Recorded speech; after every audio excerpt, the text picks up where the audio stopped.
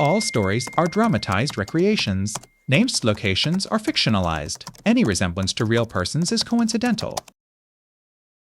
Evelyn, marine biologist. The first thing that registered was the smell. Not the salt-bleached, sun-warmed air of our Florida beach town, but something alien, sharp, and cloying. A new cologne. It clung to James's shirt as I pulled it from the dryer. A synthetic musk that screamed of airport duty-free shops and desperate attempts at reinvention. My hand froze, the warm cotton suddenly feeling like a dead thing in my grasp. For 12 years, his scent had been a constant. Clean soap, a hint of sea from his own commute, the faint, familiar tang of his skin.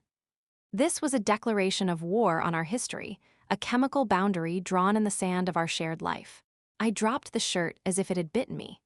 The rational part of my brain, the one that could identify the migratory patterns of manatees or the chemical composition of a red tide bloom, tried to formulate a hypothesis. A gift from a client? A misguided impulse buy? But the evidence was mounting, a silent, terrible pressure building in the substructure of our marriage. The late nights that he blamed on a new, demanding project at the engineering firm. The way his phone, once left casually on the kitchen counter, was now a silent, encrypted appendage in his pocket. The distance in his eyes when he thought I wasn't looking, a gaze that focused on some horizon I couldn't see. I walked out onto the deck of our home, a place we'd bought for the view of the Gulf, and tried to breathe. The air was thick and humid, heavy with the promise of a summer storm. My son, Liam, was at a friend's house for a sleepover. The silence was a physical presence, broken only by the rhythmic crash of the waves. I was a scientist. I dealt in data, in observable phenomena. I needed proof, not this corrosive, gut-wrenching suspicion. My iPad was charging on the kitchen counter.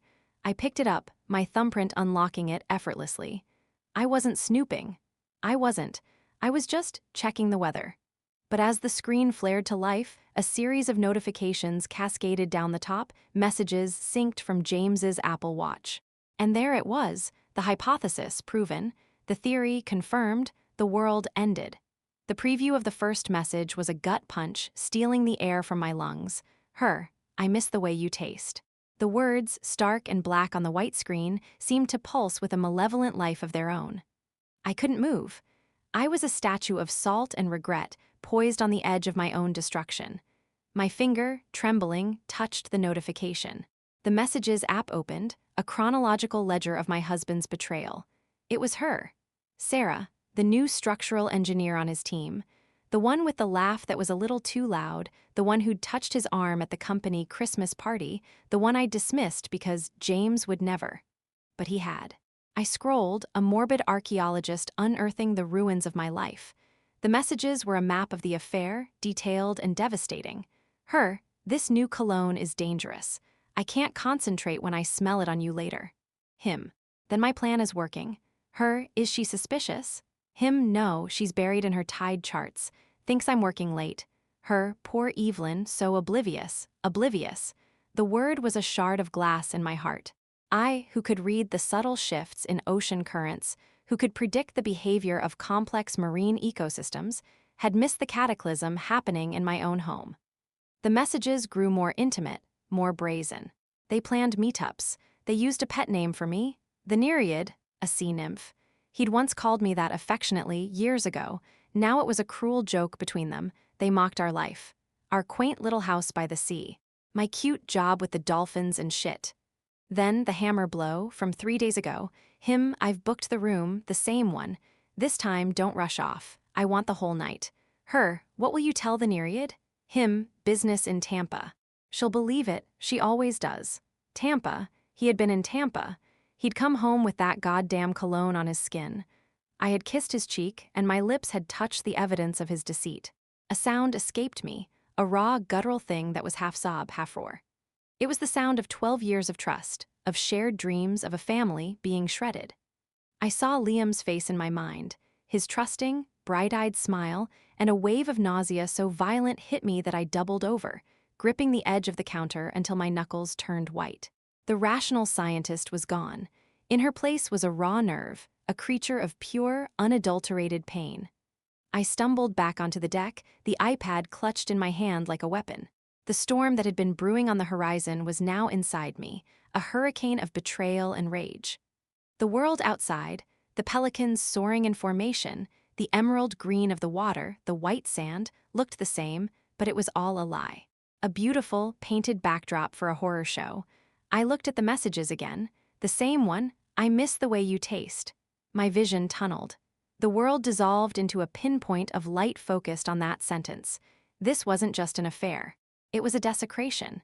He hadn't just broken our vows, he had invited someone else to spit on them, to mock the very foundation of who I was. He had reduced me to a caricature. The Nereid, too busy with her tide charts to notice her husband fucking his colleague in a hotel room in Tampa. The pain was so immense it became physical.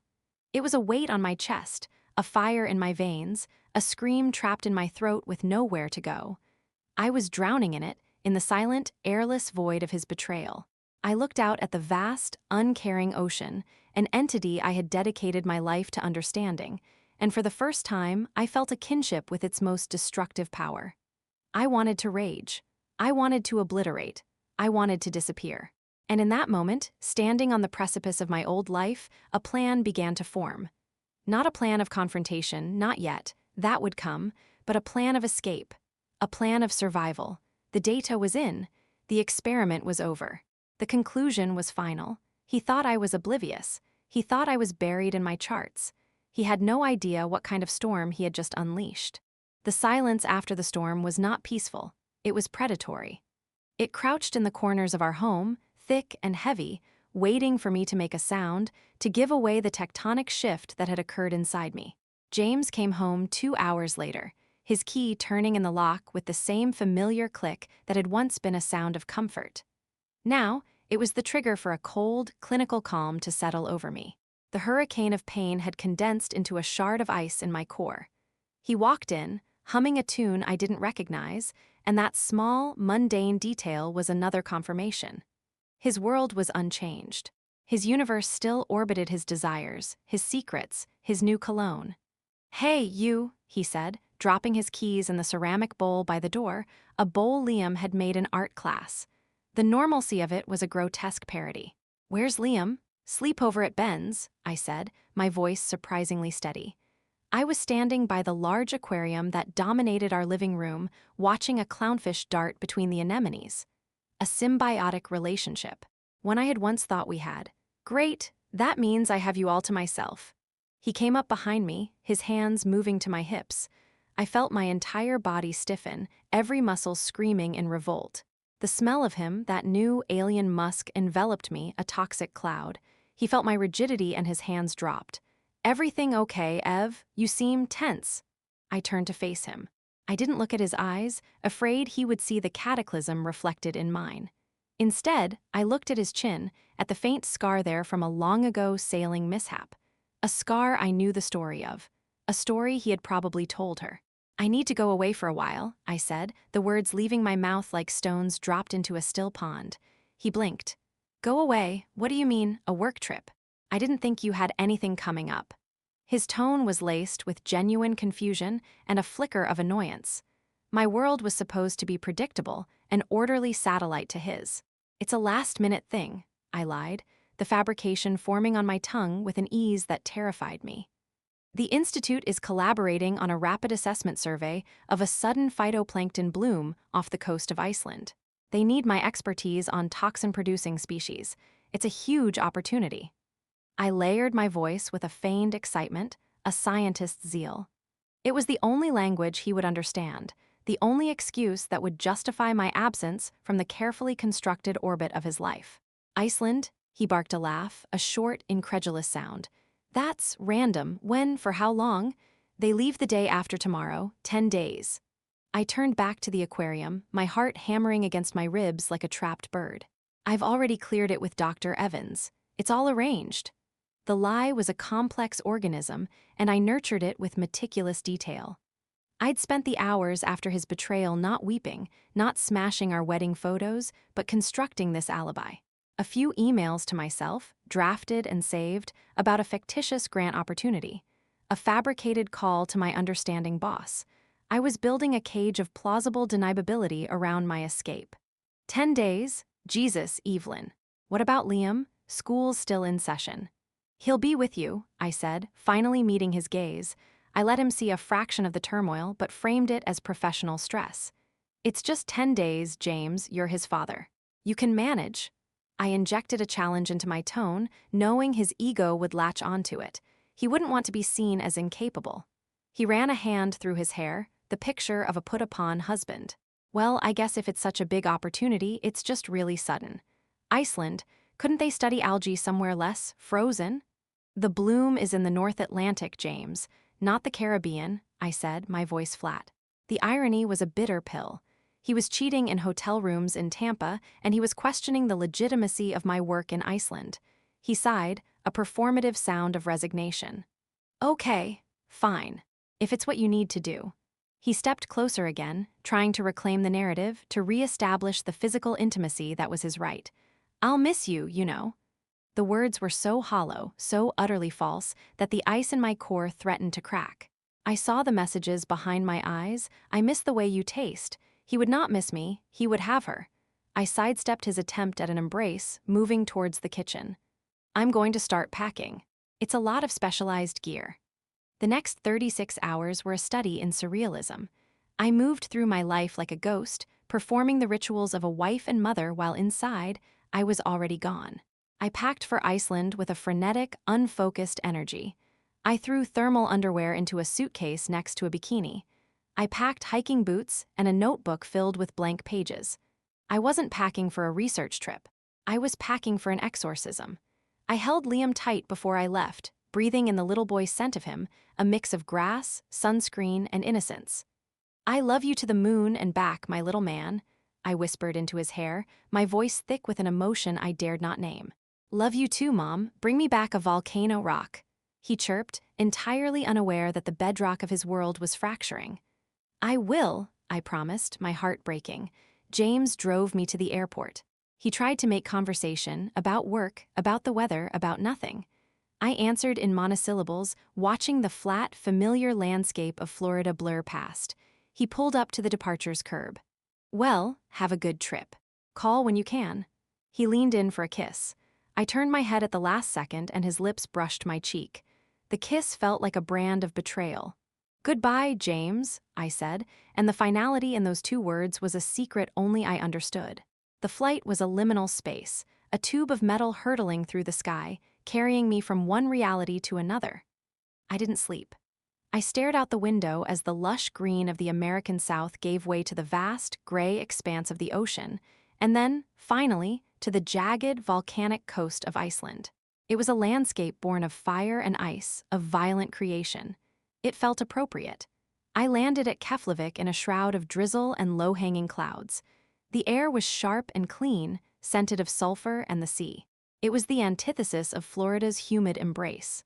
I picked up the rental car, a rugged-looking 4x4 I'd booked in a haze, and sat in the driver's seat, a map of the country spread out on the passenger seat. I had no itinerary, no hotel reservations. The plan was the absence of a plan.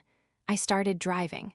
I followed the road, Route 41, the ring road that encircled the island. I drove past moss-covered lava fields that stretched to the horizon, a green, undulating blanket that looked like the sleeping back of some ancient beast. I drove past waterfalls that thundered into misty gorges, their power so raw it vibrated through the car. I passed black sand beaches, where the waves crashed with a fury that mirrored the chaos in my soul.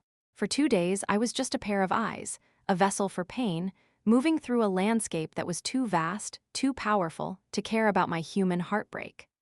I slept in anonymous guest houses, eating gas station sandwiches and saying nothing to anyone. The silence within me began to change. It was no longer filled with his voice, with the echoes of his betrayal. It was being scoured clean by the wind, filled with the roar of waterfalls and the crunch of volcanic gravel under my boots. On the 3rd day, I found myself at the base of a glacier, a river of ancient ice crawling down a mountain. The scale of it was humbling. This ice was thousands of years old. It had witnessed empires rise and fall. My pain, my 12-year marriage, was less than a blink in its timeline. I stood there, the cold seeping through my jacket, and for the first time I cried. Not the silent, shattered tears of the deck, but great, heaving sobs that ripped from my chest. I cried for the loss of the man I thought I'd married. I cried for the future I thought we'd have. I cried for my son, who would now have a life divided. I cried until I was empty, until there was nothing left but the cold, clean air in my lungs. As I turned to trek back to the car, the weather shifted with the dizzying speed of the North Atlantic. A thick, white fog rolled down from the glacier, swallowing the path, the landmarks, the world. Within minutes, I was completely disoriented, a lone figure in a formless white void. Panic, cold and sharp, pierced the numbness. I was lost. Truly, utterly lost. I stumbled forward, my boots slipping on the uneven terrain, my heart pounding in my ears. The fog was so dense I could barely see my own hands. This was it. This was the pathetic end of Evelyn, the marine biologist. Not eaten by a shark, not lost at sea, but frozen on a glacier in Iceland because her husband fucked his colleague and she was too blind to see it. But then a voice cut through the panic, not from outside, but from within. It was small, but it was fierce. No, I stopped, forcing myself to breathe. I was a scientist. I was capable. I had survived the discovery of my husband's affair. I would not be taken down by a little weather. I thought of Liam, his face, his smile, his absolute faith that I would bring him back a volcano rock. I had to get back to him, not to the shell of my marriage, but to my son. I closed my eyes, blocking out the disorienting whiteness, and focused on the sound of the distant waterfall I'd passed. I used it as a sonic beacon, a point of reference in the nothingness. Step by careful step, I moved towards the sound, my senses heightened, my entire being focused on survival. When I finally broke through the edge of the fog bank and saw the rental car sitting there, a gray silhouette in the fading light, I didn't feel relief. I felt something else, something I hadn't felt in a long time. I felt powerful. I had been lost and I had found my way back, not by following someone else's path, but by trusting my own instincts. In that moment, shivering in the Icelandic twilight, the shard of ice in my core melted, not into water, but into resolve. The trip was no longer an escape. It was a rebirth. James and his new cologne, his lies, his narrate, they were the fog. And I was finally walking out of it. The return to Florida was like descending into a fever dream. The Icelandic air, so sharp it felt like it could scour your soul clean, was replaced by the familiar, heavy blanket of humidity. It clung to my skin, a sensory reminder of the life I had left behind. The resolve I had found on the glacier felt solid in the stark landscapes of the North Atlantic, but here, steeped in the context of my old life, it was being tested. I didn't tell James I was back. The flight landed in the late afternoon, and I went directly to a generic chain hotel near the airport. The room was beige and silent, the antithesis of the roaring, elemental world I had just left. I stood under the shower for a long time, letting the hot water pummel my skin, trying to wash away the ghost of the journey and the dread of what came next. My first stop, before even seeing Liam, was a salon. I walked in, a woman haunted by the sea and volcanic rock, and pointed to a picture on the wall. "That," I said, my voice devoid of the hesitation I used to have about such things. It was a style shorter than I'd ever worn, with a bold, platinum blonde streak at the front. The stylist chatted amiably about vacations, and I just smiled a thin, non-committal smile. When she was done, the woman in the mirror was a stranger. Sharper, harder. The change was more than aesthetic, it was a territorial claim. My body, my hair, my choices. No longer the nereid of James's and Sarah's mocking whispers. From there, I went to a tech store and bought a new phone with a new number. The old one, the one that had delivered the death blow via synced messages, I kept in a drawer at the hotel, a relic of a dead era. On the new, pristine screen, I downloaded a language learning app, Japanese. The first lesson began, Konnichiwa, Hajimashite. The unfamiliar syllables were a mental palate cleanser, a structured focus for a mind that threatened to spiral back into the abyss of betrayal. Only then, armed with a new appearance and a new tool for my mind, did I drive to my friend Chloe's house to pick up Liam. I had called her from the hotel, giving her the barest outline. "I'm back. Need to see my boy. Don't tell James." Liam's shriek of "Mom," when he saw me, was a balm and a blade simultaneously. He launched himself into my arms, and I held him so tightly I feared I might break him. "I missed you so much." Your hair is cool. Did you bring me a volcano rock? I laughed, a real, wet-sounding laugh that was half a sob. I did, buddy. I have it in my bag. I looked over his head at Chloe, whose eyes were wide with unasked questions. I gave a minute shake of my head. Not now. Driving him back to the house was the true trial by fire. As we pulled into the driveway, the place looked both exactly the same and utterly different. It was no longer our sanctuary. It was the scene of the crime, a beautiful prison. James's car was in the driveway. He wasn't supposed to be home for hours. My heart hammered against my ribs. The ice-cold resolve met the white-hot fear, and for a moment I was paralyzed. "Dad's home," Liam yelled, unbuckling and scrambling out of the car before I could stop him. I had no choice but to follow. I walked into my home, my son's hand in mine, feeling like an intruder. James was in the kitchen, pouring a glass of water. He turned, a casual smile on his face that froze and then shattered when he saw me. His eyes widened, scanning the new hair, the unfamiliar tan, the something in my posture that was fundamentally altered. "Evelyn, what the hell? When did you get back?" His voice was a mixture of confusion and accusation. "Why didn't you call? I would have picked you up." Liam, oblivious, was chattering about his volcano rock. I squeezed his hand. "Hey, Liam, why don't you go unpack your bag from Chloe's in your room? I need to talk to Dad for a minute." "Okay." He scampered off, the sound of his footsteps on the stairs like a timer counting down to detonation. The silence in the kitchen was absolute. James was still staring at me, his glass of water forgotten on the counter. "You look different," he finally said, the words inadequate. "I am different," I replied, my voice calm, level. This was it. The moment the research ended and the results were presented. "Your trip, how was it? The phytoplankton bloom?" He was trying to regain footing, to steer this back into the safe, fictional narrative I had given him. "There was no phytoplankton bloom, James." The words hung in the air between us. He blinked, his brow furrowing. "What are you talking about? You said—" "I know what I said. It was a lie."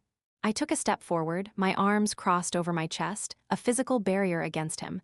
"I needed to get away. From you." His face shifted from confusion to defensive anger. "What is that supposed to mean? You just take off to Iceland for 10 days without a word, and now you come back with this. This attitude. What is going on with you, Evelyn?" He was trying to flip the script, to make me the unstable one, the unpredictable problem. It was a classic tactic, and seeing it so transparently made a fresh wave of cold fury wash over me. "Let's not do that, James," I said, my voice dropping, becoming dangerously quiet.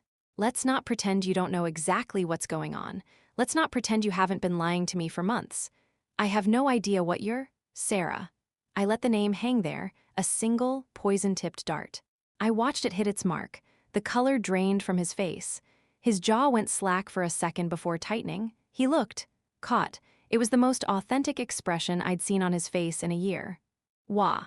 What about Sarah?" he stammered, but the fight was gone from his voice. It was replaced by a feeble, pathetic denial. "I read the messages, James, the ones that synced to my iPad. The ones where you called me the Nereid. The ones where you discussed the taste of her and the hotel room in Tampa. I was listing the facts, my voice chillingly clinical. The ones where you mocked my cute job and our quaint life." He stared at me, his eyes wide with a kind of terrified shock. He had thought he was so clever. He had thought his digital footprint was clean. He had never considered the interconnected web of their devices, the silent, automated betrayal by his own Apple Watch. "Evelyn, God." He fumbled for words, his hands gesturing helplessly. "It's not what you think." "Don't," I cut him off, the word a whip crack. "Do not insult my intelligence any further. It is exactly what I think. It is exactly what the data shows. You had an affair with your colleague. You lied to me. You betrayed our family. The hypothesis is proven. The experiment is over." The scientific language was my armor. It kept the raw, weeping pain at bay. He sank onto a kitchen stool, his head in his hands. "I'm sorry," he mumbled into his palms. "I'm so sorry. It was a mistake. It was a moment of weakness. It didn't mean anything." The clichés were like salt in a wound. A mistake.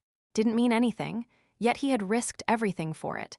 He had looked me in the eye and lied. He had let her mock me. A mistake is forgetting to buy milk, James. This was a series of conscious, calculated decisions. Every text was a decision. Every lie about working late was a decision. Every time you put on that new cologne for her was a decision. He looked up, his eyes pleading. What do you want me to say? What can I do? We can fix this. We can go to counseling. For Liam, he was using our son as a shield, and it was the final, unforgivable maneuver. I looked at him, this man I had loved for 12 years, and I felt nothing but a vast, hollow emptiness. The love was gone, scraped out of me on an Icelandic glacier. What remained was a clear, cold purpose. This is not fixable, I said, my voice firm, absolute. We are done. I want you to leave. Leave. This is my house? It was your house. Now it's the place where you ended our marriage. You can sleep in the guest room tonight. Tomorrow, you will find another place to stay. We will tell Liam together, in a way that doesn't destroy him. But make no mistake, James, you and I are over. I turned and walked out of the kitchen. I didn't slam the door. I didn't cry. I walked upstairs, my steps steady, to my son's room. I needed to hear his voice, to see his face, to be anchored to the one pure thing that remained from this wreckage. The battle wasn't over. There would be lawyers and negotiations and 1,000 more hurts. But the first, most important skirmish was won. I had faced him, I had spoken my truth, and I had survived. The door to the old life was closed. Now I had to build a new one from the ashes. The silence in the house after James left was a living entity. It wasn't the peaceful quiet of before, but a heavy, watchful stillness, as if the very walls were holding their breath, waiting to see what I would build from the ruins.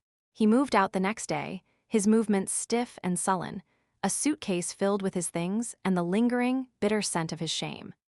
We told Liam together, a carefully choreographed performance of mutual, amicable decision-making that tasted like ash in my mouth. We still love you more than anything in the world, I'd said, holding his small hands in mine, my voice trembling with the effort to keep it steady. But Dad and I were going to be better friends if we don't live in the same house anymore. Liam's world, so previously secure, developed a hairline fracture. He was quiet, thoughtful. So, I'll have 2 rooms, he'd asked, and the pragmatic, childlike logic of it was both a relief and a heartbreak. The first week of our new, fractured life was a study in survival. I moved through the days like an automaton. Make breakfast, pack lunch, drive to school, go to work, come home, make dinner, do bedtime. Each action was a checkbox, a task to be completed to prove I was still functioning. The institute was a refuge of sorts. The cold, salt-smelling air of the lab, the gentle hum of the water filtration systems in the aquariums, the predictable, data-driven work, it was a world that made sense. Here, variables could be controlled.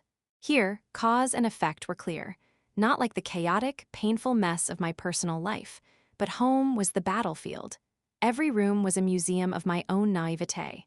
The couch where we'd cuddled watching movies, the table where we'd shared countless meals, the deck where my world had ended.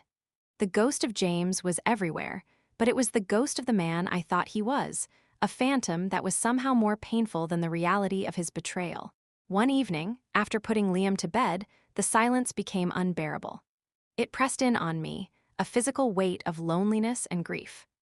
I found myself standing in the doorway of Liam's room, just watching him sleep, his chest rising and falling with the innocent rhythm of a child who still believed in the fundamental goodness of the world. The love I felt for him was so vast it was terrifying. It was the only thing tethering me to the earth. I couldn't stay in that house. I grabbed my keys and my new phone, the one without James's number, and I drove. I had no destination. I just needed motion. I found myself at a 24-hour supermarket, wandering the brightly lit, sterile aisles at 11 p.m., a carton of milk in my hand that I didn't need. I saw other people, a couple arguing over cereal, a tired-looking stalker, and felt like an alien observing a species I could no longer understand. This was the grief he had left me with. Not just the sharp, acute pain of betrayal, but this chronic, dull ache of loneliness. This was the oblivious, nereid, finally awake, and drowning in the aftermath. The next day, during my lunch break at the institute, I didn't eat. I opened the language app on my phone, Japanese. It was the one thing I had chosen for myself in the wake of the disaster. I put in my earbuds and let the structured, unfamiliar sounds fill the empty space in my head. Kori wa hun desu, this is a book. Sor wa impitsu desu, that is a pencil. The simplicity of it was a balm. It required absolute focus, pushing out the toxic thoughts. For 15 minutes, I wasn't a betrayed wife or a single mother clinging to sanity. I was a student, a beginner. It was a tiny seed of a new identity. That small act sparked something. The following weekend, instead of wallowing in the empty house while Liam was at James's for his first overnight, I forced myself to go to the local botanical gardens. I brought a notebook, not for scientific observation, but for me. I sat on a bench in the Japanese garden, a place of curated peace, and I tried to sketch a koi fish in a pond. My drawing was clumsy, the lines unsure, but the act of truly seeing the fish, its scales, the flow of its fins, its peaceful, mindless movement, was a form of meditation. I wasn't hiding from my pain. I was creating a small, parallel world where it couldn't reach me. This became my new protocol. When the grief felt like it would swallow me whole, I would actively do something that belonged solely to Evelyn. I downloaded a hiking app and found a small, wooded trail I'd never explored. I went to a movie by myself in the middle of the day, eating popcorn and losing myself in a story that wasn't mine. I even mustered the courage to go to a beginner's pottery class, my hands covered in cool, wet clay, shaping something new from formless mud. It was messy and imperfect, and I loved it. One afternoon, I was sitting on the floor of my living room, surrounded by Japanese flashcards, muttering verbs to myself, when Liam came and sat beside me. "What are you doing, Mom?" "I'm learning Japanese, buddy."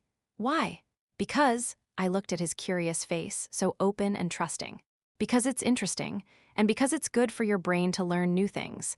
Maybe I'll take you to Tokyo one day." His eyes lit up. "Cool, can we see Godzilla?" I laughed, a genuine, unforced sound that surprised me. "We will absolutely find Godzilla." In that moment, I realized the transformation that was taking place. My self-development wasn't just an escape or a distraction. It was a message to myself and to my son. I was showing him, and more importantly, showing myself, that life was not over. That there was a world beyond the wreckage of his father's choices. That his mother was not just a victim, but a person capable of curiosity, of learning, of joy. The path wasn't linear. There were still days when the anger would rise up so fiercely I had to lock myself in the bathroom and scream into a towel. There were nights spent staring at the ceiling, the loneliness a physical ache in my bones. But now, between those moments of darkness, there were chinks of light. The satisfaction of correctly stringing a Japanese sentence together, the peace of a solitary walk in the woods, the simple pride of a lopsided, self-glazed coffee mug.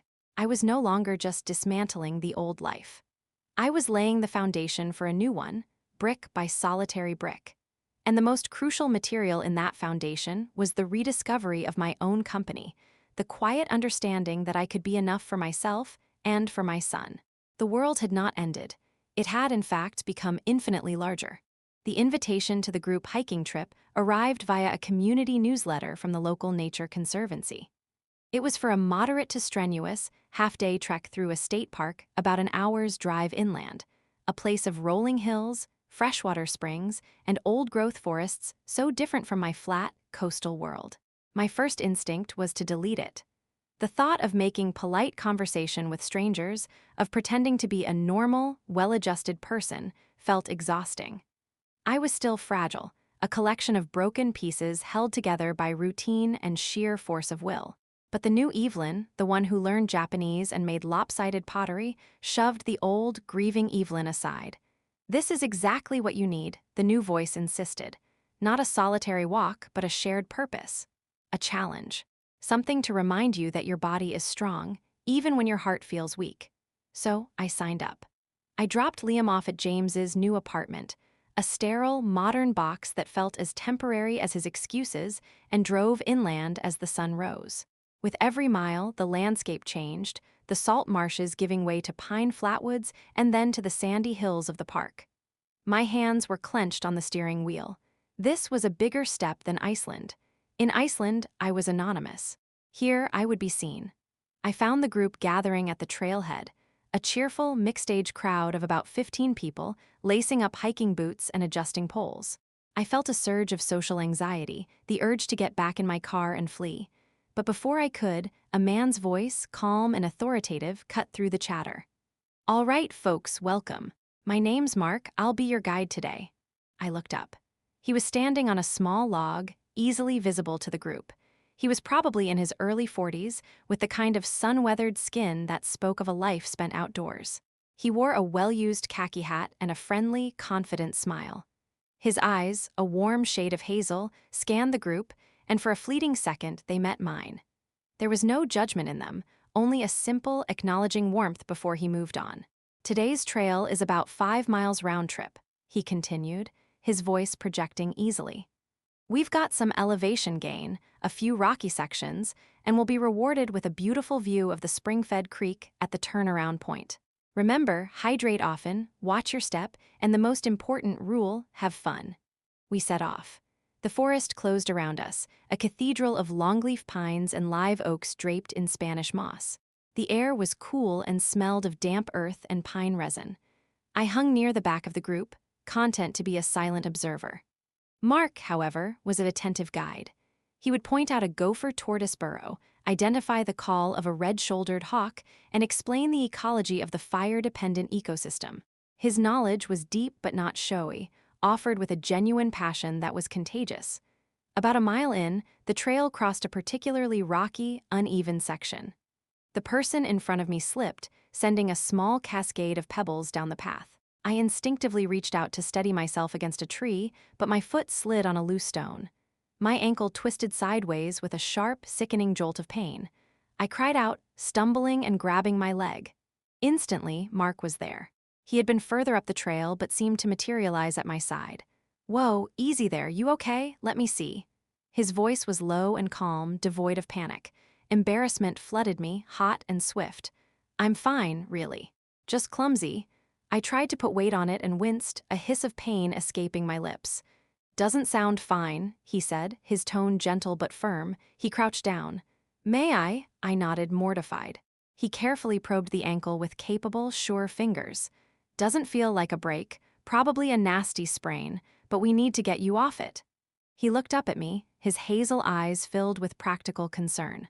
"I've got a first aid kit back at the trailhead. We're about halfway. Can you put an arm around my shoulders? We'll take it slow." The rest of the group gathered around, offering sympathy and water. Mark delegated smoothly. "Sarah, you take the lead, you know the way. Everyone, continue on. I've got this. We'll meet you back at the parking lot." And just like that, the group moved on, their chatter fading into the forest, leaving Mark and me alone on the trail. The silence felt immense, charged with my humiliation and his quiet competence. "I am so sorry," I mumbled as I hobbled, my arms slung over his broad, solid shoulders. He held me securely around the waist, taking most of my weight. "I've ruined your hike." "You haven't ruined anything," he said, his voice steady. "This is part of the job. Besides, it's a nice day for a slow walk. Gives me a chance to appreciate the details I usually miss when I'm leading." He was being kind, I knew it, but it was a kindness that felt genuine, not pitying.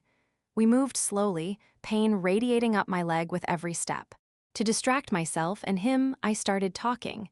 Not about James or the divorce or my shattered life. I talked about the forest. "See that?" I said, pointing to a particular moss. "That's Dicranum sciparium, wind-blown moss. It prefers acidic soil, like you find under these pines." Mark looked at me, a surprised and impressed smile playing on his lips. "You're a botanist?" "Marine biologist, actually," I said, "but ecology is ecology.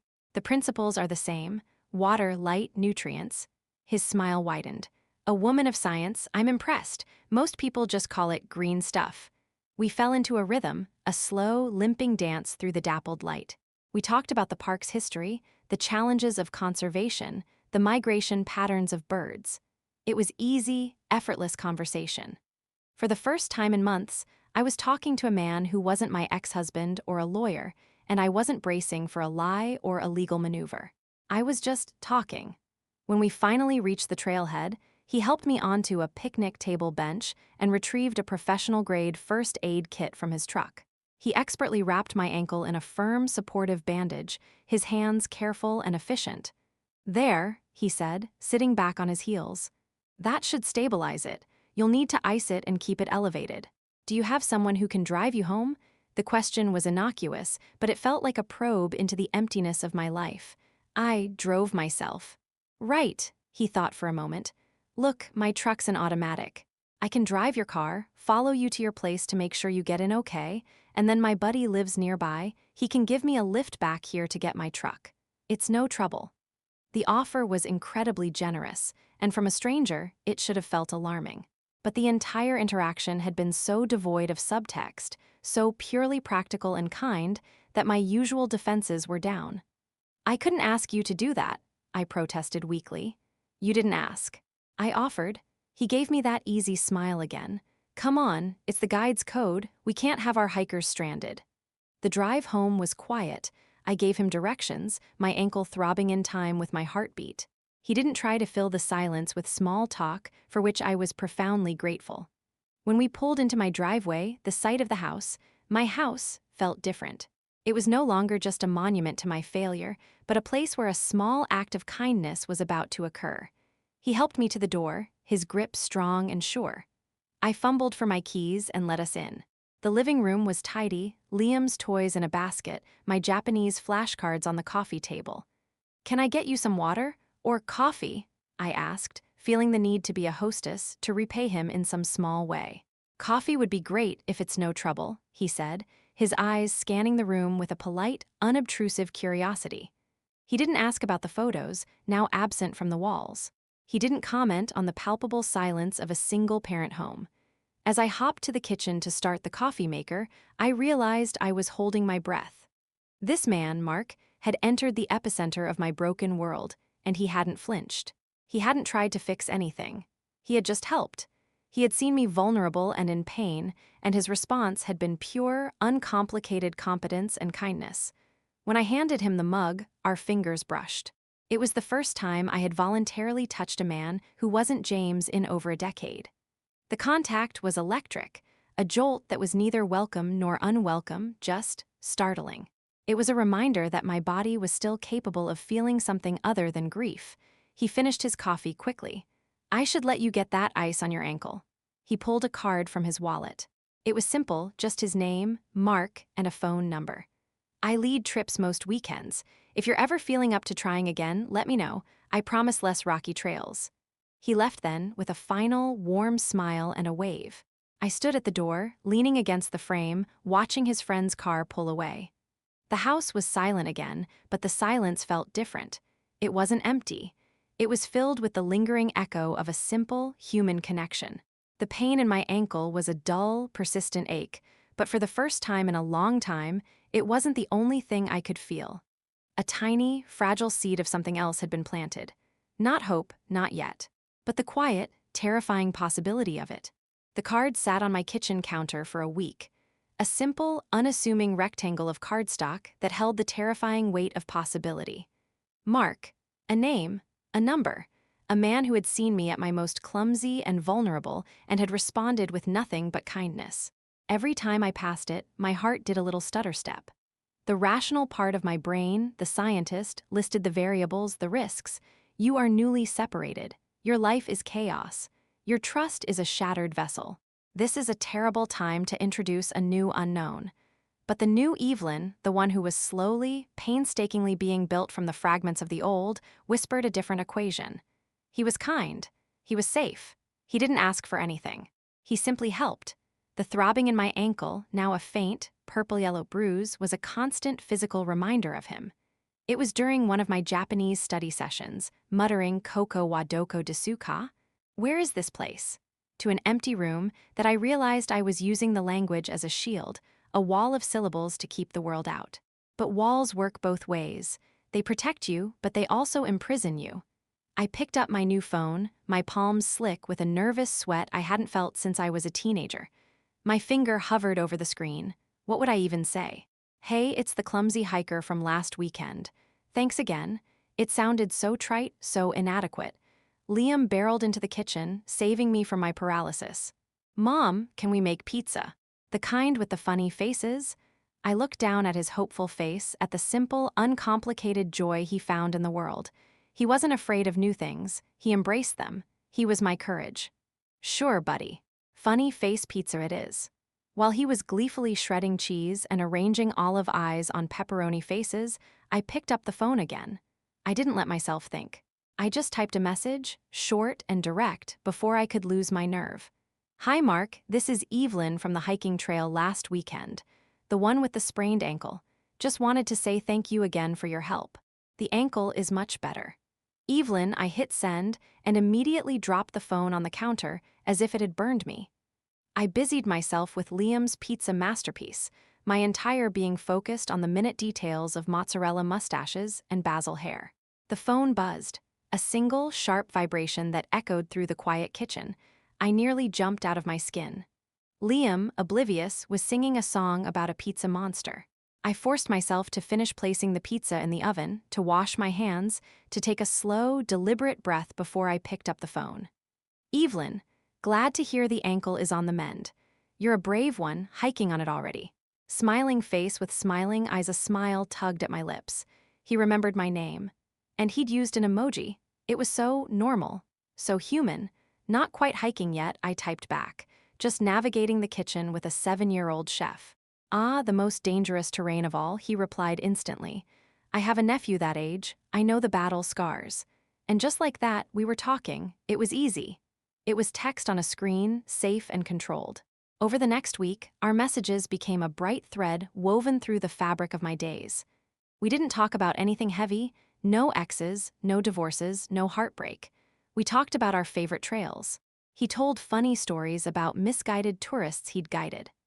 I shared anecdotes about the more eccentric personalities at the Marine Institute, the dramas of the dolphin pod we were tracking.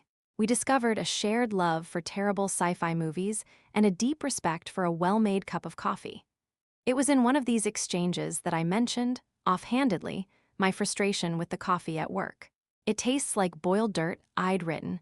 His response came a few hours later. Noted, boiled dirt is the worst. I didn't think much of it. But the next time we messaged, he asked, so, what's the verdict?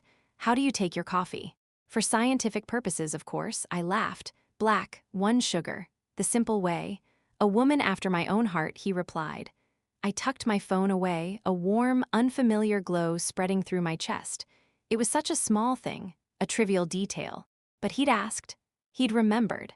It was a stark, beautiful contrast to James, who after 12 years would still bring me coffee with cream if he was getting his own, never quite remembering my preference.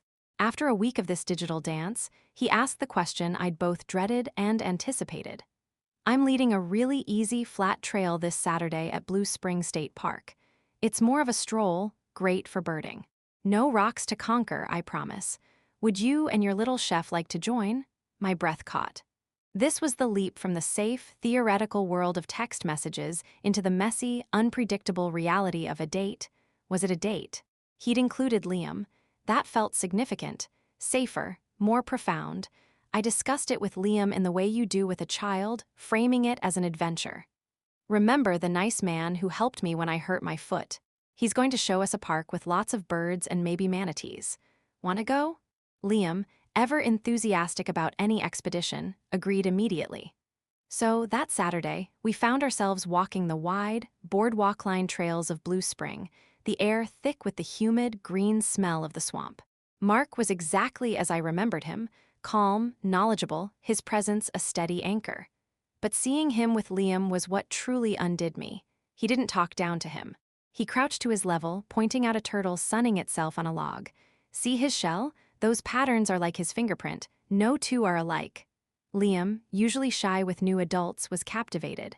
Cool. Does he have a name? I don't know, Mark said, his voice serious. What do you think we should call him? Liam scrunched up his face in thought. Shelley. Perfect, Mark said, and I saw a genuine smile light up his eyes. We saw manatees, great, gentle giants floating lazily in the crystal-clear water of the spring.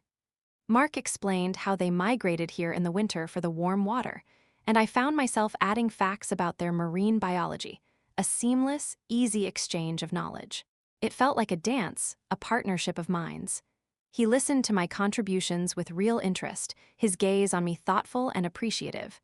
At one point, Liam ran a little ahead on the boardwalk, chasing a butterfly. Mark and I walked side by side in a comfortable silence. The tension from our text messages was still there, a low, pleasant hum in the air, but it was softened by the simplicity of the day, by the presence of my son. You're really great with him, I said softly, gesturing towards Liam. He smiled, a warm crinkling at the corners of his eyes. He's a great kid, full of energy, it's refreshing. We stopped at a pavilion overlooking the spring run. Mark unpacked his backpack and pulled out a thermos. I know you said you were a black, one sugar woman, he said, a slightly hesitant, almost shy look on his face that was entirely new. I took a chance. Hope that's okay? He poured a cup from the thermos and handed it to me. I took it, my fingers brushing against his. The same electric jolt, but warmer now, more familiar. I brought the cup to my lips. It was perfect. Rich, dark, with just the right amount of sweetness. He had remembered. Not just the order, but he had brought it for me. A simple cup of coffee, but it felt like a cornerstone being laid. In that moment, watching my son laugh in the sunshine, drinking coffee made just for me by a man who actually saw me, I felt a piece of my shattered self click back into place. It wasn't about him, not really. It was about me. I was capable of this. I was capable of trusting a little, of stepping out of the fortress of my grief and into the sunlight.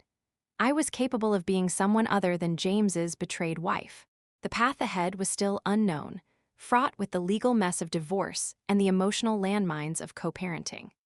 But as I stood there between my son and this kind, steady man, with the manatees gliding silently in the water below, I allowed myself to believe, for the first time, that the new life I was building might just be better than the one that had been torn down. The future was no longer a terrifying void. It was a trailhead, and I was finally ready to take the first step. The vegetable garden was Mark's idea. It started as a casual comment one evening over video call, his face pixelated and warm on my screen. You know, with all that Florida sun you get on that deck, you could probably grow just about anything. Tomatoes, peppers, even sweet potatoes. It was a practical suggestion, a project, but to me, it felt symbolic. The barren deck, the scene of my initial devastation, transformed into a place of growth, of nurturing life. It was a challenge I eagerly accepted. The following Saturday, he pulled up in his truck, not with a briefcase or a laptop, but with bags of soil, wooden planks, seedlings, and a trowel that looked like it had seen more earth than a gopher tortoise. Liam, upon seeing the pile of dirt, was ecstatic. "We're making a mess," he yelled, a declaration of pure joy. "We're building a garden, buddy," Mark corrected gently, handing him a small, child-sized rake. A very organized, very productive mess. And so, we began. The Florida sun beat down on us, but a steady breeze from the Gulf made it bearable. Mark, in a worn-out t-shirt and a baseball cap, took the lead with a quiet competence that was becoming familiar. He showed Liam how to measure the planks for the raised bed, guiding his small hands as they used the saw. The high-pitched zzzt sound, mixed with Liam's giggles, created a new soundtrack for my home, one of construction and joy, replacing the old one of silence and sorrow. I worked beside them, hauling bags of soil, my muscles burning in a way that felt good and honest. This was a different kind of labor than my work at the Institute. This was primal, connected to the earth. I watched Mark with Liam, the infinite patience he exhibited, the way he explained things without condescension. He wasn't trying to be a father. He was simply being a good man, and in doing so, he was giving my son a model of decency that had been sorely lacking. My phone buzzed from where it sat on the patio table. A text from James, "Need to change my weekend with Liam. Sarah and I are going to a concert." The words were a cold splash of reality in the warm, sunny day. Sarah. The name was a ghost at the feast, a reminder of the parallel universe where my life was still being dismantled. I felt my shoulders tense, the familiar acid taste of bitterness rising in my throat. I stared at the message, my hands clenched in the rich, dark soil. Mark noticed the shift in my energy. He didn't say anything. He just finished helping Liam position a plank and then walked over to me, his movements calm and unhurried. He stood beside me, not too close, but a solid, comforting presence. He looked down at the unread text on my screen, his expression neutral. "You don't have to answer that right now," he said, his voice low. "The tomatoes won't wait." His words were so simple, so profoundly wise. He wasn't dismissing my pain. He was offering me a choice, to dwell in the bitterness of James's world or to return to the life-giving task at hand. He was reminding me that I had agency. I could choose the garden. I took a deep breath, the scent of soil and promise filling my lungs. I wiped my earthy hands on my jeans, picked up the phone, and typed a single, neutral response. Okay, let me know the new dates. I didn't add a smiley face. I didn't express my frustration. I simply acknowledged it and put it away. I turned back to the half-built planter box. You're right, I said, meeting Mark's gaze. The tomatoes won't wait. A small, approving smile touched his lips. He didn't pry. He didn't need to. In that moment, he gave me one of the greatest gifts I'd received since my life had exploded. The space to feel my anger without being consumed by it, and the gentle nudge back towards the light. We finished building the bed and began the messy, wonderful job of filling it with soil. Liam was in his element, helping by dumping small handfuls of dirt and then stomping on the pile to pack it down.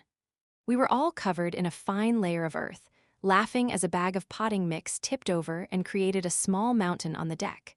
Later, as the sun began to dip below the horizon, painting the sky in shades of orange and purple, we planted the seedlings. Mark showed Liam how to make a small hole, gently loosen the roots, and pat the soil firmly around the base. We planted cherry tomatoes, sweet bell peppers, and a few basil plants.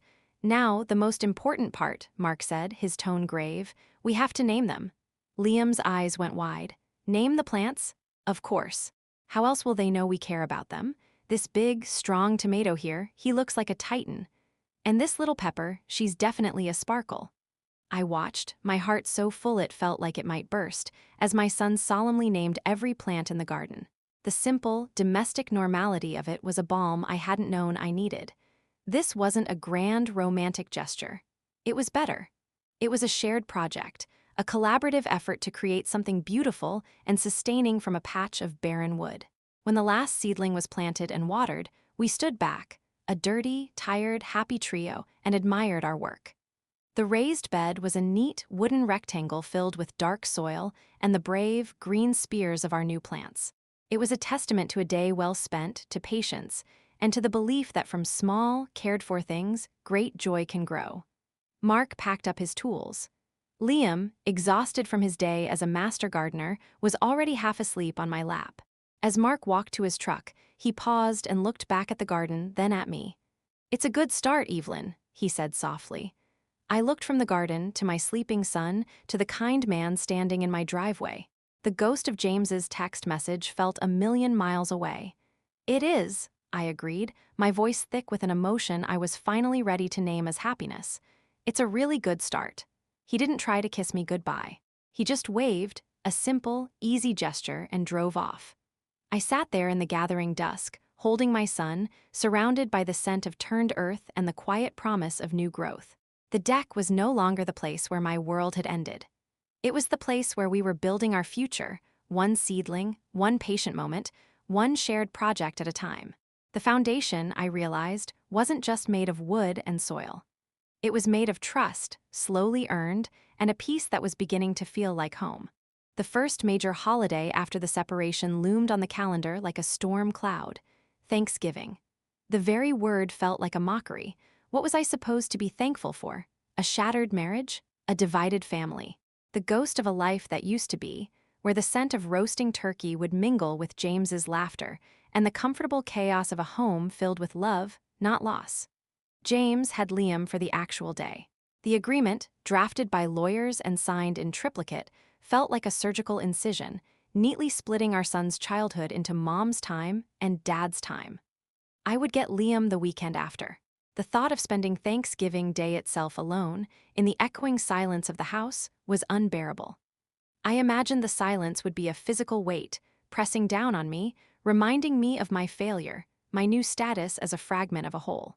Chloe, my steadfast friend, had invited me to her large, boisterous family gathering. "There's always room for one more," she'd insisted. "My aunts will stuff you so full of pie you'll forget your own name." It was a generous offer. A sane person would have taken it, but the idea of being the pity guest, the divorced friend everyone tiptoes around, made my skin crawl. I couldn't face their well-meaning but suffocating sympathy. I couldn't pretend to be thankful amidst a crowd when I felt so utterly, desolately alone. Mark had quietly mentioned he was volunteering at a community kitchen, serving meals to those who had even less. He'd asked if I wanted to join him. It was a noble endeavor, but the thought of putting on a brave face for strangers felt like another performance, another layer of exhaustion I couldn't afford. And then, a different idea began to form, fragile but stubborn. It wasn't about running away to Iceland or hiding in a crowd. It was about reclaiming. If my home was to be my sanctuary again, I had to create new traditions within its walls. I had to prove to myself that I could be enough, that my own company, my own efforts, could build a day worth having. I decided I would cook my own Thanksgiving dinner. Not a grand, elaborate feast, but a meal for one. A meal that celebrated my survival. On Thanksgiving morning, I woke to an empty, quiet house. The absence of Liam's cheerful chatter was a palpable ache. I let myself feel it for a moment, a sharp, clean pain, and then I got out of bed. I put on music, not the soft, melancholic stuff I'd been wallowing in for months, but a vibrant, soulful playlist that filled the silence with energy. I went to the grocery store, navigating the last-minute frenzy with a sense of purpose. I bought a small, bone-in turkey breast, just enough for me, with leftovers for sandwiches. I picked out sweet potatoes, green beans, cranberries. I was meticulous, selecting each ingredient not out of obligation, but as an act of self-care. Back in my kitchen, I began to cook. The process was meditative. Peeling the potatoes, the rhythmic scrape of the knife becoming a mantra. Whisking the vinaigrette for the green bean salad, the emulsification of oil and vinegar a small miracle of chemistry. I set the table for one, using my grandmother's china, the delicate floral pattern a connection to a lineage of strong women who had endured their own hardships. I lit a single candle in the center. As the turkey roasted, filling the house with a scent that was once synonymous with family, I didn't feel the crushing loneliness I had feared. Instead, I felt a profound sense of agency. I was not waiting for someone to save me. I was not defined by James's absence. I was here in my home, nourishing myself. It was an act of quiet rebellion. My phone buzzed, a video call from James. My heart leapt into my throat, a conditioned response. I answered, bracing for a scene of his perfect, alternative Thanksgiving with Sarah. Instead, Liam's face filled the screen, his cheeks smeared with what looked like cranberry sauce. "Hi, Mom, we're having pie. Dad says I can have 2 pieces." He was happy. He was safe. The knot of anxiety in my chest loosened. James's face appeared behind him, looking strained. "Happy Thanksgiving, Evelyn." His voice was polite, distant. The background was a nicely decorated but impersonal dining room. It wasn't our home. "Happy Thanksgiving," I said, my voice even. I panned the camera around my kitchen, showing Liam the turkey in the oven, the set table. "Look, I'm having my own feast." "Wow, cool, you have a whole turkey just for you?" "I sure do, buddy. I'll save you some for when you're here this weekend." We talked for a few more minutes, the conversation light, focused on Liam. When we hung up, the silence returned, but it was different. It was my silence. I had faced the day, I had faced the evidence of my fractured family, and I was still standing. I was more than standing. I was thriving in my own small, significant way. I sat down to my solitary meal. I poured myself a glass of wine. I looked at the plate I had prepared, the beautiful china, the flickering candle. And I began to list, silently, the things I was thankful for. I was thankful for my son's resilient, joyful heart. I was thankful for my own strength, a resource I had underestimated. I was thankful for the garden on my deck, a promise of future harvests. I was thankful for a friend like Chloe. I was thankful for the taste of perfectly roasted turkey, seasoned and cooked exactly how I liked it. I was thankful for the man who remembered how I took my coffee and had the patience to build a planter box with a 7-year-old. The gratitude didn't feel forced. It felt earned. It rose up from a place of genuine, hard-won peace. I was no longer Evelyn, the victim of James's affair. I was Evelyn, the architect of her own recovery. As I was finishing my meal, my phone buzzed again. A text from Mark. "Thinking of you today, hope you're holding up. I saved you a piece of pumpkin pie from the kitchen. It's a little lopsided, but it's full of heart." A tear rolled down my cheek, but it wasn't a tear of sadness. It was one of overwhelming connection. I was alone, but I wasn't lonely. I was surrounded by love, just in a different configuration than I had once planned. I had built a day of thanks from the ground up, and in doing so, I had discovered the most important thing to be thankful for. Myself whole and healing, capable of creating a life and a Thanksgiving. That was uniquely, powerfully my own. The garden was thriving. The cherry tomato plant, Titan, was a tangled, exuberant beast laden with ruby-red orbs. Sparkle, the pepper, had produced 3 perfect, glossy vegetables that shone like emeralds in the sun. Our little deck project had become a living, breathing entity, a daily reminder that from small, cared-for things, life could burst forth in abundance. It was this tangible proof of growth that gave me the courage for the next step. Mark and I had settled into a comfortable rhythm. Hikes, coffee, video calls after Liam was asleep. It was easy, safe. We existed in a pleasant present, carefully skirting the minefield of our pasts. He knew about James and the broad strokes, the affair, the divorce, and I knew he had been married before, that it hadn't worked out. It was a mutual, unspoken agreement to let the ghosts lie. But ghosts have a way of stirring when you try to build a new house over their graves. It happened on a perfectly ordinary Tuesday evening. Mark had come over for dinner, a simple pasta dish we cooked together while Liam regaled him with an elaborate story about a lizard he'd befriended at school. The air was filled with the scent of garlic and basil from our garden, and the easy comfort between the 3 of us felt as natural as breathing. After putting Liam to bed, we moved to the deck, 2 glasses of wine in hand, the warm night air caressing our skin. The string lights I'd hung glowed softly, casting a golden halo over our thriving plants. We were talking about nothing, about everything: the upcoming meteor shower, a new documentary about the deep sea. And then a comfortable silence fell. It was in that silence that the ghost decided to speak. "James texted me today," I said, the words leaving my mouth before I could stop them. I hadn't planned to say it. It was as if the peace of the evening had created a vacuum, and the unresolved pain rushed in to fill it. Mark didn't tense up. He didn't press. He simply turned his head to look at me, his expression open and calm. "Oh, it was about the final settlement papers," I continued, my voice quieter now. I stared into my wine glass, watching the light catch the ruby liquid. "Most of it is straightforward. The house, the accounts. But there's a clause about Liam's college fund, a disagreement on the disbursement. It's the last thread. Once this is signed, it's really over. Officially, completely over." I expected him to offer a platitude, to tell me it was for the best, or that I was strong, or that James was a fool. He didn't. He just listened, his presence a steady anchor in the swirling eddy of my emotions. "And part of me," I whispered, the confession feeling dangerous and necessary, "is so ready for that finality. To be free of him. But another part," I trailed off, struggling to articulate the complex, ugly truth. "Another part is just so angry. Not even about Sarah. Not really. I'm angry that after 12 years I was so easy to discard. That my love, my trust, our family, it was all so disposable to him. I'm angry that he gets to be happy with her while I'm still picking up the pieces." The tears came then, not the stormy sobs of Iceland, but a quiet, hot stream of shame and fury.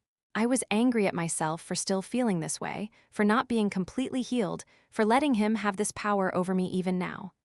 "I'm sorry," I choked out, wiping angrily at my cheeks. "I don't know why I'm telling you this. I don't want to be this person, this bitter, broken. Evelyn." His voice was soft, but it cut through my spiral. He reached out and took my hand, his grip warm and solid. His touch was a tether to the present. "You're not broken," he said, his gaze holding mine with an intensity that made my breath catch. "You're healing, and healing isn't a straight line. It's messy. It's 2 steps forward, 1 step back. It's being furious 1 minute and perfectly fine the next." He paused, his thumb gently stroking the back of my hand. "And for what it's worth, you have every right to be angry. What he did wasn't a mistake. It was a series of choices. Choices that shattered a world you helped build. Your anger isn't a weakness. It's a testament to how much you cared, how much you invested. You can't have a fire that big without some ashes." His words were a balm, not because they absolved me of my feelings, but because they validated them. He wasn't telling me to get over it. He was giving me permission to feel it. Then, he did something that truly undid me. He let go of my hand and looked out at the dark ocean, his own expression turning contemplative. "My marriage," he began, his voice taking on a new, softer timbre. "It didn't end with an affair. It just faded, a slow, quiet death by 1,000 paper cuts. We wanted different things. I wanted a family, a home filled with noise and chaos. She wanted a quiet life, a career that involved constant travel. We loved each other, but we weren't in love. And one day, we looked at each other and realized we were more like polite roommates than husband and wife. He took a sip of his wine. There was no big, dramatic betrayal, no other person to blame. In some ways, that was harder. There was no villain, just two people who had slowly, inexorably grown apart. The anger I felt, it was a dull, directionless thing. Anger at the universe, at the passage of time, at ourselves for not being able to fix what was broken. I stared at him, seeing him in a completely new light. This was his ghost. Not a specter of infidelity, but a phantom of quiet regret, of a love that had simply evaporated without a bang. We both deserved more than that, he said, turning back to me. We deserved passion and partnership and a shared vision for the future. So we let go. It was the kindest, most painful thing we ever did for each other. The air between us was thick with shared vulnerability. He had taken my confession and offered one of his own in return. It wasn't a competition of pains, it was a mutual unveiling. He wasn't a perfect, unscarred hero. He was a man who had also known loss, who had also navigated the wreckage of an ended marriage and come out the other side. In that moment, the last of my walls crumbled. The fear that he wouldn't understand, that he would see my lingering anger as a flaw, evaporated. He saw it. He understood it. He wasn't afraid of my broken pieces. He was helping me examine them, understand their shape. "Thank you," I whispered, my voice raw with emotion, "for telling me that." He smiled, a gentle, understanding curve of his lips. "Thank you for trusting me enough to tell me first." We sat in silence for a long time after that, hands linked, watching the stars emerge one by one over the dark water. The ghost of James was still there, but its power was diminished. It was no longer a terrifying specter, but a part of my history, a chapter I was finally, truly ready to close. And beside me was a man who wasn't trying to erase my past, but was willing to walk with me into my future, scars and all. The garden on the deck was a testament to new growth. But this shared vulnerability, this hard-won trust, this was the real harvest. The key felt cold and unfamiliar in my palm, a small, metallic promise that sent a thrill of nervous anticipation down my spine. It was the key to Mark's beach house. Not the one he lived in, but a smaller, older cottage a few miles down the coast that had been in his family for generations. He'd been renovating it himself, piece by piece, in his spare time. "It's not much," he'd said, pressing the key into my hand the week before. "The roof doesn't leak anymore, and the plumbing works, but it's got soul. I'd like you and Liam to see it. Maybe think of it as a possibility." A possibility. The word hung in the air between us, vast and terrifying. Selling my house, the home where I'd built a life, where I'd been betrayed, where I'd begun to heal, was a monumental decision. It was the final, physical severance from James. But staying there felt like living in a museum of my own pain and recovery. Every corner held a ghost. The following Saturday, we drove there, Liam chattering excitedly in the backseat about building sandcastles. When Mark turned off the main road and onto a crushed-shell driveway, my breath caught. The cottage was nestled behind a stand of wind-sculpted sea oats, a charming, weathered structure painted a soft, faded blue. It wasn't grand or modern. It was humble, real, with a wide porch that looked directly onto a quiet, pristine stretch of beach. "Wow," Liam breathed, scrambling out of the car. "It's like a pirate house." Mark laughed, a warm, happy sound. "I suppose it is. Go on, explore the beach. I think I saw a crab scuttling around down there." As Liam ran towards the water, his shouts carried away by the wind, Mark turned to me. "Ready for the grand tour?" The inside was exactly as he described, a work in progress, but filled with love. The walls were partially stripped, showing the bones of the house, but the floors were newly refinished, and the large, open-plan living area was flooded with light from windows that framed the ocean like living paintings. I could smell the sea and the scent of fresh-cut wood. "This is the kitchen," he said, leading me into a compact but functional space. "I rebuilt these cabinets myself. And this," he pushed open a door to a small room with a large window facing the sea, I thought could be Liam's. Plenty of light for drawing his sea monsters. My throat tightened. He wasn't just showing me a house, he was showing me a future. A future he had physically built with his own hands, with us in mind. We walked out onto the back deck, which was little more than a platform, but it stood mere feet from the dunes. The sound of the waves was a constant, soothing roar. The vastness of the ocean, which had once mirrored my own desolation, now felt like a promise of freedom and endless possibility. "Evelyn," Mark said, his voice quiet but firm. He turned to face me, taking both my hands in his. The wind tugged at his hair, and his hazel eyes were serious, filled with a depth of emotion that made my heart stutter. "I'm not James. I'm not going to make you grand promises I can't keep. I can't promise a life without challenges or that I'll never disappoint you. But I can promise you this." He took a deep breath. "I promise to always remember how you take your coffee. I promise to build things with you, and with Liam, even if they're messy and lopsided. I promise to listen, even when what you have to say is angry or sad. I promise to be your partner in every sense of the word. This house, it's a shell. But with you and Liam in it, it could be a home. Our home." Tears streamed down my face, but they were tears of joy, of release, of a hope so profound it felt like a physical force. He wasn't offering to save me. He was asking me to build something new with him. He saw me not as a damaged woman to be fixed, but as a strong, capable partner. "I don't need grand promises," I whispered, my voice trembling.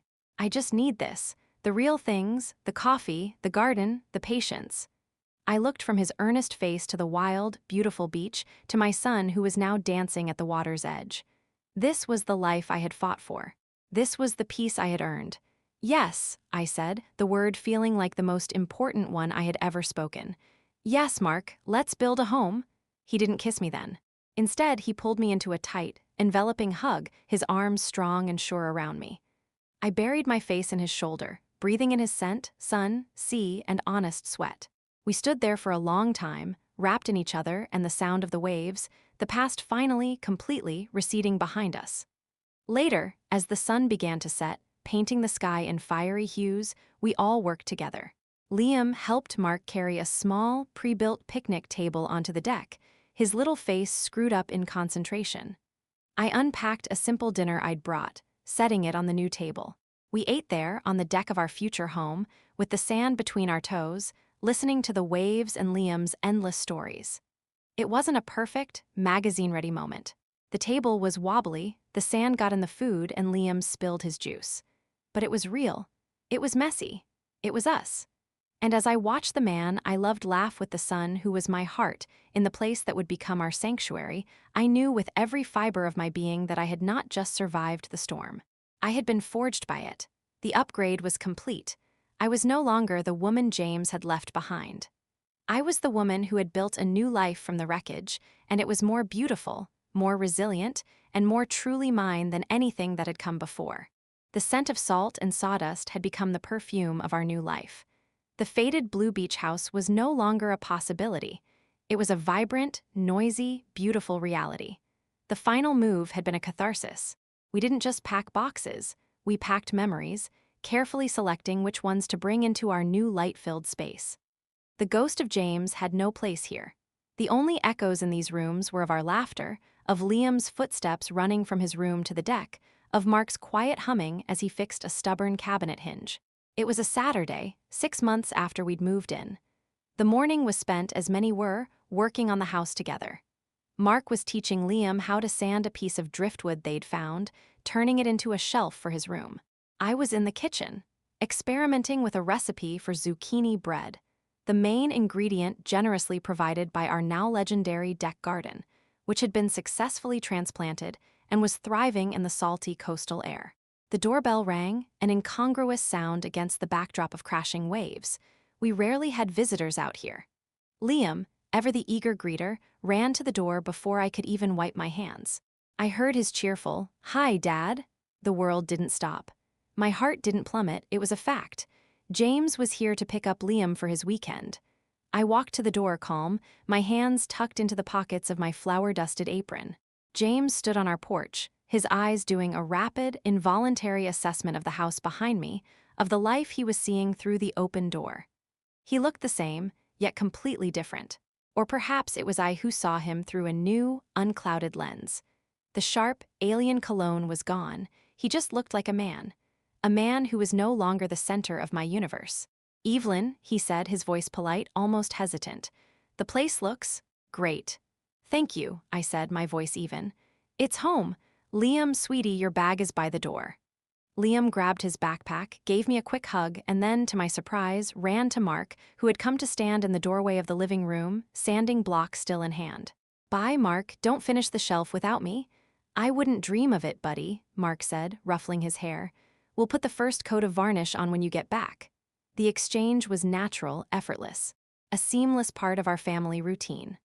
I saw James watch it, a complex flicker of emotion in his eyes, regret, maybe, or a dawning understanding of what he had truly lost, not just a wife, but a complete, integrated family unit. His gaze then fell on me, really looked at me. I saw him take in the ease in my posture, the lack of tension around my eyes, the simple, flowery apron. I was no longer the haunted, furious woman he had last seen in our old kitchen. I was grounded, I was whole.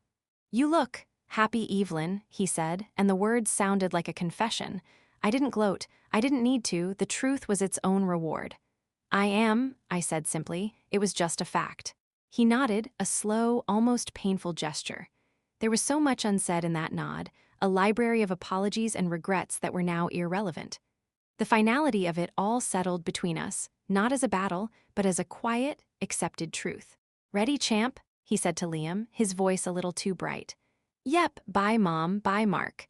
We waved as they drove off, James's car becoming a small speck on the coastal road. Mark came to stand beside me, his arms slipping naturally around my waist. He didn't say anything. He just pressed a kiss to my temple, his silent understanding a greater comfort than any words could be. Later that evening, after a quiet dinner, the three of us, my little family, sat on a blanket on the beach, watching the stars emerge. Liam was between us, leaning against Mark, his head drooping sleepily. The meteor shower Mark had told me about weeks ago was painting fleeting, silver streaks across the velvety black sky. Make a wish, Liam, Mark whispered. I already did, Liam murmured, half asleep. I wished for this. For always, my breath caught. Mark's hand found mine in the sand, our fingers lacing together. I looked up at the infinite, star-dusted sky, then at the two people who were my entire world. The journey had been brutal. The pain had been real, a fire that had scorched me to the bone. But from those ashes, I had risen, not just healed, but upgraded. Stronger, wiser, and capable of a love that was deeper and more authentic because it was chosen, not just inherited. I had a career I was passionate about, a son who was happy and secure, a home that was a sanctuary, built with love and sawdust and resilience, and a partner who saw all of me, the scientist, the mother, the woman who had been broken and remade herself, and loved every version. The upgrade was never about getting a new man to replace the old one. It was about becoming a new woman. The woman I was always meant to be.